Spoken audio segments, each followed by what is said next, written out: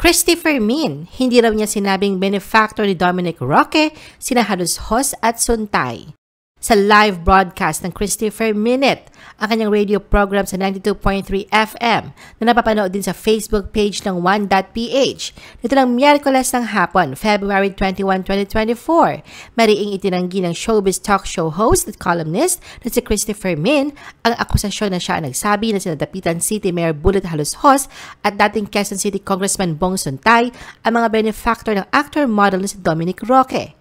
Anya, hindi binanggit at ginamit ang salitang benefactor sa February 7, 2024 episode ng YouTube channel na Showbiz Now Na. Ayon kay Christy, ang nagdagdag ng terminong benefactor kay Mayor Bullet, Bong at iba pa mga politiko ay ang iba't ibang vloggers. Saad niya na hindi talaga sa kanya nanggaling ang mga yon. Suhestyon pa niya na pwede pang araw balikan ng mga tao ang lahat ng episodes ng Showbiz Now Na at maging ang mismong Christy Ferminute Vlogs. At mapapatunayan niyang ni minsan ay hindi niya binanggit ang pangalang Mayor Bullet Halos Hos. Pero inamin naman ni Christy ang pagbanggit niya sa pangalan ni Ginoong Bong Suntay. Pero anya, paglilinaw pa lamang daw yon. Tanong pa ni Christy kung nasaan ba raw ang mali siya roon.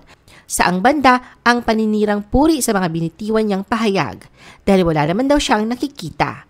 Dahil naman sa opisyal na pahayag na inilabas noong Martes, February 20, 2024 ng Fernandez and Singson Law Offices, nagkaroon ng malalim na pagtataka si Christy dahil siya lang ang tinutukoy ng pahayag.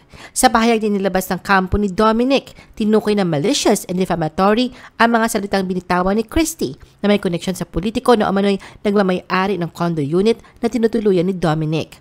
Dagdag pa ng kampo ni Dominic, the messaging of the innuendos were clear and unambiguous. Nagulat si Christy kung bakit siya ang tinitira ng mga abogado ni Dominic, lalo pat hindi lang naman siya nag-usisa tungkol sa issue ng paghihiwalay ni Dominic at na kanyang ex-fiancé na si Bea Alonzo. Saad pa ni Christy, nagtataka siya dahil ang hiwalayan issue ni Dominic at Bea na nauwi nga sa pagkakansela ng kanilang kasal ay tinalakay ng halos lahat ng tao sa media, hindi lamang sa entertainment kundi ang buong social media. Maging sa Christy Ferminute at SNN ay lahat nga raw sila ay nakipagtalakayan at nagsalita tungkol dito, nagbigay ng kanilang mga opinion sa issue.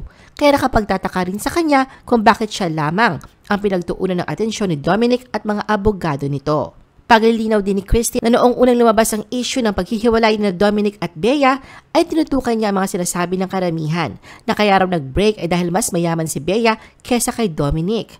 At yun din ang nagtulak sa kanya upang tanungin si Dominic kung ano ba ang trabaho at kung sino ang boss nito. Pati na rin nakatanungan na kung totoong walang pera ito, ay bakit ito nakatira sa isang high-end condominium kung saan napakalaki ng halaga kung uupahan ito ni Dominic. Puro nga raw katanungan ang mga binitiwan niya ng mga pahayag at wala siyang binanggit na kung anuman. Dagdag pa ni Christy na napatunayan niya rin na ang nasabing condo unit ay nakapangalan sa isang politiko, pero wala pa rin siyang binanggit na pangalan at pawang mga katanungan lamang ang mga ito. Kahit sino pa raw ang nagtanong sa kanya ay puro halakhak lang at pasintabi ang kanyang sinasagot sa mga ito. Sa huli, ang mensahe niya kay Dominic na ang dapat magsalita at sumagot sa usapin ng koneksyon ni Dominic sa mga politiko ay walang iba kundi si Dominic mismo. I-post ang inyong comments at reaction sa baba at huwag kalimutan na i-like at i-share ang video na ito. Gusto mo pa ba ng ibang showbiz videos? Panoorin ang aming iba pang top viewed videos. Para sa aming mga YouTube viewers, pumunta lang sa description ng video na ito o i-click ang link sa itaas ng screen. Para naman sa mga Facebook viewers, ay maaari ninyong hanapin ang mga link sa comment section ng video. I-follow nyo din kami sa Facebook at mag-subscribe sa aming YouTube channel. Thanks for watching!